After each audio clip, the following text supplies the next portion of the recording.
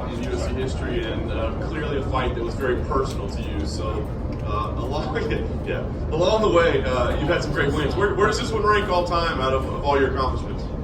Wasn't personal, man. I just don't like the dude. I knew how to get inside his head, and that's it, man. You know, it's not personal for me. It's just business. I'm here to get these checks, get paid, and make sure that I put enough money away for my kids to go to university, so that belt was next. And I'm glad I got to end that dude, man. You started with flying knees before. I mean, was there a decision that you thought you could knock him out with it, or is that just the way you wanted to start the fight? I mean, why was that the initial move? He's so predictable, man. He's a scrub. But a part of me just wanted to throw it out there so he knew, like, if you do shoot like an idiot, like you only know how to, your head's gonna get clipped, and that would put the brakes on him and then beat him up for 14 minutes and 30 seconds and execute him. Or, he took the bait. I put my hands behind my back. He probably thought we were gonna fucking patty kick it up or something. I don't know, but he walked right into it, I saw some criticism. People say the punches weren't really necessary. Maybe they were super necessary. Why were they necessary? What do you mean, why were they not necessary? Because he was already knocked out at that point. But the referee hadn't pulled me off. And my job is to hit somebody till the referee pulls me off. So to those people, I would say maybe don't watch them and maybe go back to soccer. I saw some other criticism perhaps of your celebration afterwards. Any regrets in the celebration or your behavior in the cage afterwards? Man, there's not too many people that I've disliked. I have over 50 pro fights, and he's one of them. He talked about my manhood, talked about my culture, my ethnicity. Where do we draw? Why do certain people get to do stuff? You online, so you can do anything. Everything is cool before a fight. You're allowed to do and say whatever you want, like other fighters are not doing, talking about people's religions, wife, even kids. That's cool. But after a fight, I'm not allowed to showboat and rub it in your face, so you and guys like you can see it and be like, maybe I don't talk so much shit, because when I cross one of these real motherfuckers, they're gonna make me pay for it, man. They're gonna embarrass the shit out of me. And it's not over for Ben either. He still has to deal with me. If I see my Whole Foods, I'm gonna still slap that dude up, because I don't like it. The last thing for me, I know after the last fight you thought, I'm gonna get the title shot. You didn't, you took this one. Why now do you believe the title shot will be yours? It should have been mine, like you said, but I don't know. I'm not gonna sell my soul, man. I know they go around sometimes, telling, oh, you got the title shot of you, and then see who gives them the best deal. I want to get paid for my services. I think I bring a very real thing to this fighting thing, and that's just baptizing people. I'm not God, but I'm putting motherfuckers in another planet when I'm done with them. Jorge, on Thursday you told the schmo, I'm right over here, you had the head buster, the rib cage destroyer, and the kneecap defibrillator. Is it safe to say you gave Ben Askren the head buster? He got the head buster with the no longer with us clavicle.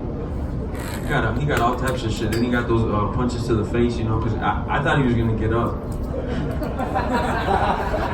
You said you want a title shot next. How soon do you want to get in the octagon with Kamaru Usman? It could be tomorrow. I'm ready. As you see, I know they said I was in the fight. The rumors are saying that I was in the fight, but I wasn't. A fight is usually longer than 5 seconds, so I wasn't in the fight. No injuries. I'm ready to go tomorrow. Lastly, for me, did that go exactly how you expected it to go? Yes or no? My whole vision of this, if you could get inside my head and replay my thoughts, were me beating his ass for 14 minutes and then putting him out like that. I really wanted to hurt him for as long as I could, as much as I could. Destroy his kneecaps, bust his ribs, make him piss blood, and then send him home packing. But I think in a way he got off easy. Jorge in front. Congratulations. Thanks, sir. Did you see anything from what Robbie Lawler did in that fight that led you to feel like he would be vulnerable to that move tonight? Not just the Robbie Lawler fight, his whole career. He's always like, his face is a magnet to crotches. And if you want to try to touch my crotch and you're a dude, there's a heavy toll to pay, man. There's a heavy toll. This crotch ain't for dudes. Where did you get the dislike for him in the first place? Was it when he came into the UFC, or was it even before that? Well, now that the fight is over, because there was a lot of he say, she say, what happened in 2008.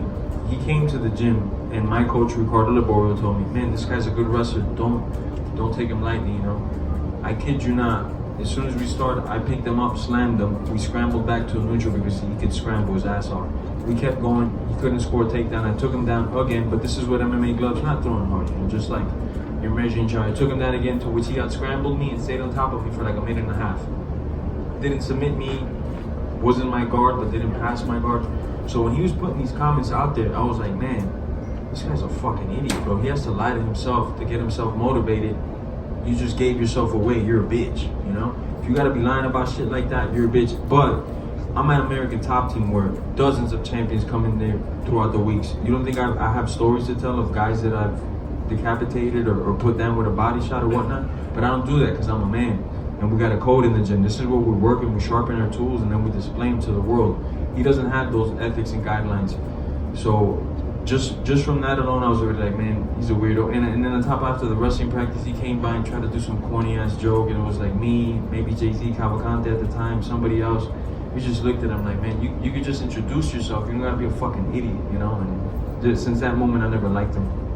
And lastly, for me, you have over 50 fights, as you mentioned. Do you think that you're better suited to be a champion now than you would have been when you're young, because you're more mature, you've had more experience in the fight game, and you know better what it takes than maybe you did 5-8 years ago when you were maybe more physically talented but not as experienced? No, I'm probably more physically talented right now, to tell you the truth. Really? In what way? Many ways, man. Some of them I can't talk about them on air, but I'm fucking talented as fuck, man, physically. Poirier straight ahead. Dustin Poirier tweeted after your knockout that at dinner last night, Mike Brown and you had talked to him about this being the game plan with the knee, and that Mike Brown had even shown him video of you guys practicing that. So now that the fight's happened, can you kind of tell the story of that and, you know, leading up to it, how long you guys had been contemplating this? Well, it was in the back of my pocket, like, pull it out whenever you want, George. Mike Brown is like very, especially with me, he kind of just lays out the game plan and do it what you want, you know. We didn't know if I was going to open up with it right away, but we knew I was gonna have it in my back pocket for sure, you know. And I did want to hit him with it in the first round. I didn't know if right off the rip or a minute or two into it, because mainly whether I hit him or miss, it kind of pumps the brakes on wrestlers. Like, whoa, if I shoot in, I could get my face rearranged and look like an idiot on TV. So I definitely wanted to put that out in the first round. I didn't think I was gonna do it right off rip, but he fell for the bait so hard. I could just see how eager he was just to come forward, and so I put my hands behind my back and let him think, come eat. He didn't know it was gonna be a buffet though. He thought it was gonna be a 3-piece. Now you getting the whole fucking MGM Grand buffet to the face, man. And even if the knee had not landed perfectly, was the idea that that would probably mentally alter his game plan as far as the wrestling focus moving forward, that it would be easier to dictate the pace of the rest of the fight? Well, three outcomes I thought from the knee. The first one. The second would have been a miss, and the third one would have been a miss, and he grabs my leg and he takes me down, and we scramble right away, and he finds out I can't hold this guy down. And I was cool with all three of those scenarios and outcomes. I don't think there's a fourth one, unless somebody can think of one.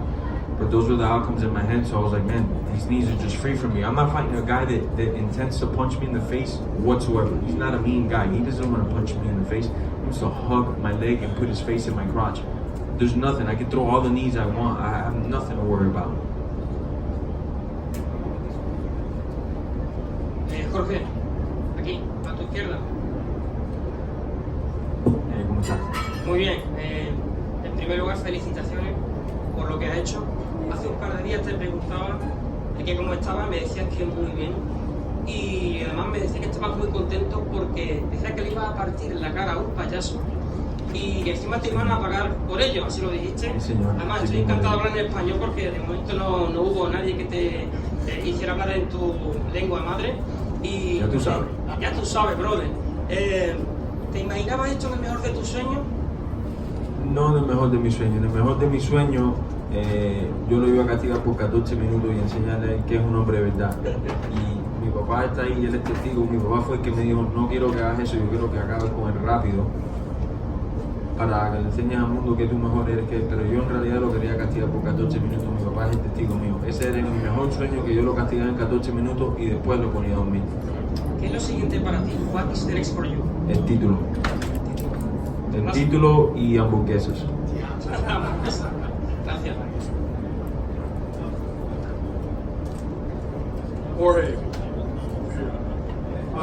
before the fight, did you sense any kind of fear in him? Because I know this is Yeah. talk about that. Man, I had that dude spooked out. It was funny to me that he kept saying he's under my skin now because I didn't go to a press conference. He was bragging about that I didn't go to a press conference. Let me tell you guys a secret. I didn't care less to be here, man. I could be right now In-N-Out Burger and some cheeseburgers, and I wouldn't get fined for missing this thing. I'd be gone. No disrespect, because a lot of cool motherfuckers in here, bro. But I don't care, especially to fly across the country. I had a little bit of food poisoning, and I had staff. The first one was in Atlanta. Could see this. I had a good case of staph, and I just said I'm not gonna go nowhere like this, you know. So he was bragging about that. I was like, man, I'm gonna catch this dude. I seen him one day in the hallways. We were taking pictures, and I just jumped up on him, and right away I could see how nervous he was. He's a deer in lights, stiff meister, you know. Similar to how he ended up tonight, stiff as a fucking board. It's the same way he was every time I seen him, man. So I got no respect for him, because if you could talk that shit like this, you got to be able to do it in the FaceTime. But if not, shut the fuck up, man. Because we don't even know if it's you the one typing, man. It's just fucking, he just throws shit on the wall and hopes that it sticks, you know? It's obvious that you guys don't really love each other, but is there a chance that maybe one day you guys could drop the beef, or do you think is this a permanent thing? Oh no, it's not beef, because if it was beef, it'd be different. I'd be at the front of his house waiting for him right now. It's not beef. This is just, I don't like my co-worker, we could say, but this is not beef, you know. This is just some idiot I don't like, you know. But my job, thank God, you guys gotta be jealous of this for me. I get to punch the co-workers I don't like in the face. Thank you, man. You got it. George. Algebra Santos, we were broadcasting. I don't think there's any kind of slow motion camera that can capture those. If they could capture those 5 seconds, where in those 5 seconds did you know that you had the bag? As soon as that dude signed the contract, man. As soon as he was acting like he wanted to come forward, and I put my hands behind my back and like signaled to him, and he was like, yeah, for sure, I'm putting my face in your crotch. I was like, oh, I got you, bro. For sure I got you, bro. You're such a fucking fish, man. Appreciate it, thank you. Got it. Jorge, right here. What did Dana say to you in the octagon after the finish? Be nice to him. That's what I remember. I don't know, I'm sure he said a couple other things, you know, but he was just like, be nice to him, be nice to him. Because I was telling him, why'd you put me to fight with this guy? Because I believe, and a lot of the media also believe it, not a lot, but some of the media, that this was a step back for me. I've been fighting fucking, I fought Eve Edwards over 10 years ago. That guy's a fucking fighter. That guy's a stud, bro. You guys might not know who Eve Edwards is. If you don't, shame on you, go do some research. I've been fighting badasses for a long time. To get put in with this guy was a setback in a way, you know. I'm glad though, I'm gonna steal that fucking hype and go fight for my title now, because they were saying this is the greatest grappler ever. I think Joe Rogan said it's like grappling two guys. All the media was behind this guy. He's what, fucking 38-0, whatever the fucking bullshit record he has. You know, so he's obviously something in the grappling community. But to me, as far as fighting goes, he doesn't rank in my top 10 victories. And then at Media Day, I brought up the fact that Dana said he wanted to build a PI in Puerto Rico, and you said... I'm gone. Yeah, and you said... I'm gone. Puerto Rico, here I go. Did you talk to Dana about that? You said you wanted to meet with him. Nah, Dana ain't talking to me about that. He might be a little mad I did his boy Ben like that, man. I know those two are real close. What happens if Colby wins next month? How do you determine who gets the title shot? How do you figure that out? I don't know who if that's Dana, if that's Hunter, if that's Sean Shelby. I don't know them who does it.